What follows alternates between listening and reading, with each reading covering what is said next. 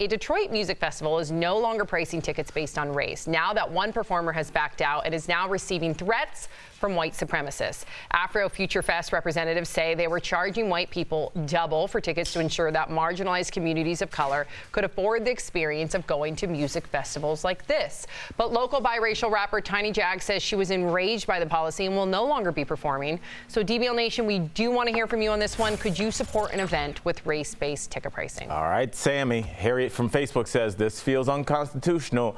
The festival needs to be canceled and the people in charge need to be prosecuted. Harriet, why does everybody automatically go to prosecution and jail? Wow, what century is this? I think we can take, instead of putting people in jail, let's take a lesson from this and just understand that life is much more nuanced than black and white. I have a grandmother that is Sam's complexion with blue eyes. I have a biracial adopted sister. Can they go to the concert? I had a stepdad that was white for 20 years. Can he go to the concert? I think life is bigger than black and white, so let's start to look at it like that. Mary from Facebook says they were just trying to impose reparations. I get it. Mary, that is a popular opinion as well. We also have to remember this is a festival that was meant to have inclusivity and promote African-American artists in terms of having a safe space. I'm not saying that the ticket price differential is right in any way, but I do understand that organizations are popping up in order to give people of color a safe space where they don't have to code switch and they feel like they're being seen and heard.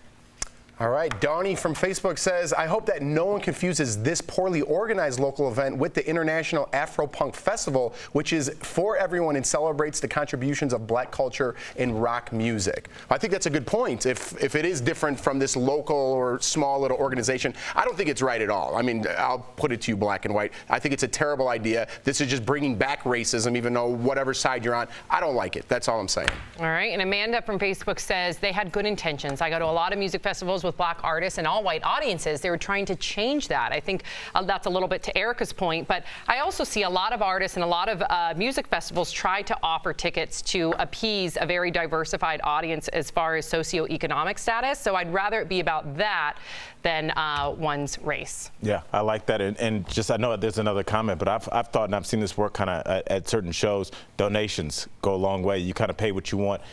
I've used it sometimes when I went and saw a psychiatrist years ago and I didn't have any money. They did it on the sliding scale. And I think when you offer people like this, people have a lot more dignity than you think. Some people will pay $50, you know, just to go, and some people that don't have it will pay $5. And during Coachella, Beyonce or her team was known to go to like different local organizations where she knew that the people that went to those organizations were people that were hurting. Right. So that's she went and recruited the organizations, was able to take those people, give them tickets, so it was a little bit more micro focus. Right, but this is just taking a race or a color and saying you have this sort of income. Right. That's crazy. Right. That's crazy.